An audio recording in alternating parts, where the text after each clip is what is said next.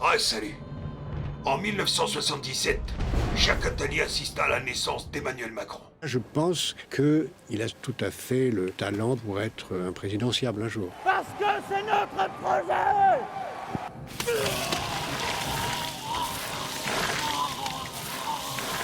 Il avait été choisi pour détruire la France.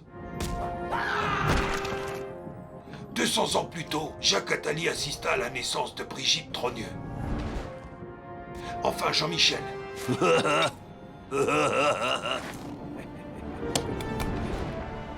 Elle avait été choisie pour être la femme d'Emmanuel Macron. Macron, il va se faire élire 2 fois. Vous avez choisi de m'accorder votre confiance. Ah ouais, faut que tu saches un truc. Dans le futur, les gens, ils sont un peu cons. Non mais je préfère te prévenir. Bon, je continue l'histoire. Avec ses ministres, il partit faire la guerre contre le peuple. Nous sommes en guerre. Et 2 et 3. Macron commença par détruire le code du travail. Car comme disait le philosophe Édouard Philippe... Et en 2017, on fait les ordonnances travail. On fait les ordonnances travail et ça passe.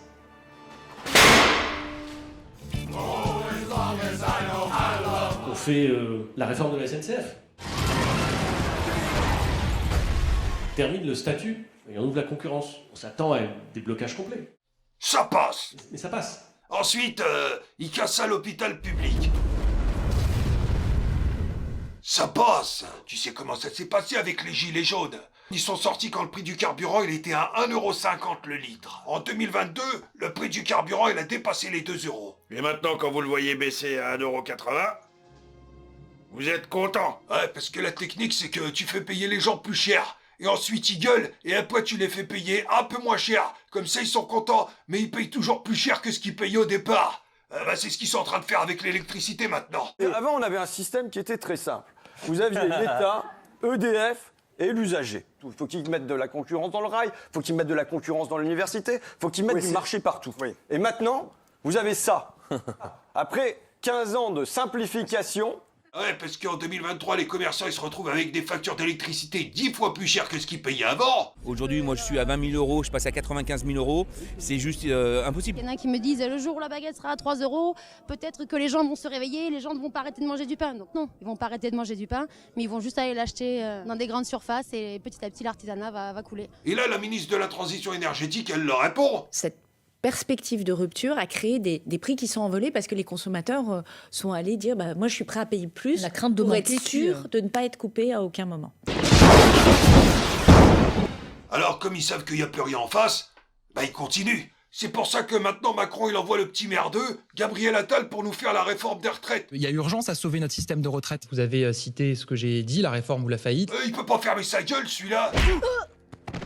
Je rappelle qu'au départ c'était 65 ans. On est passé à 64 ans sur 10 ans. La réforme des retraites, c'est une recommandation de Bruxelles. Pour faire plaisir à Bruxelles et au marché. Non, la réforme des retraites, elle finance le système de retraite. Il va la fermer, le petit merdeux. Gabriel Attal, il a un frangin, il s'appelle Julien Pain. Alors là, dernièrement, il a tweeté que c'était faux de dire que la réforme des retraites, ça venait de Bruxelles.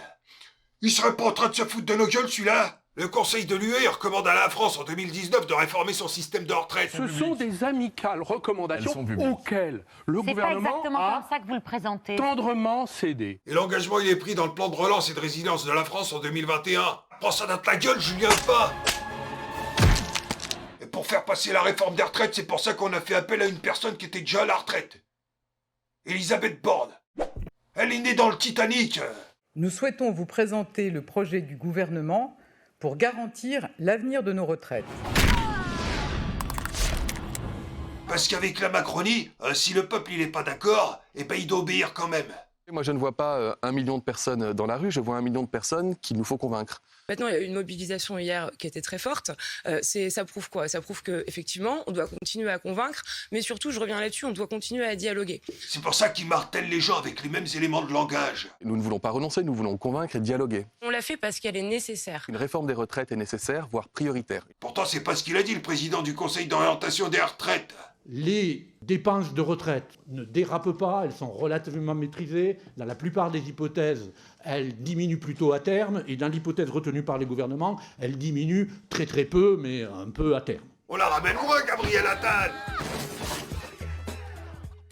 Je suis chargé de vous lire ce message de votre maître. Esclave vous étiez, esclave vous demeurerez. C'est que le début de la lutte. Je suis pas un esclave. Je suis pas un esclave.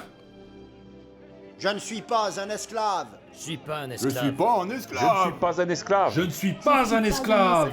Je suis pas un esclave. Je suis pas un esclave. Je suis pas un esclave. Merci Macron.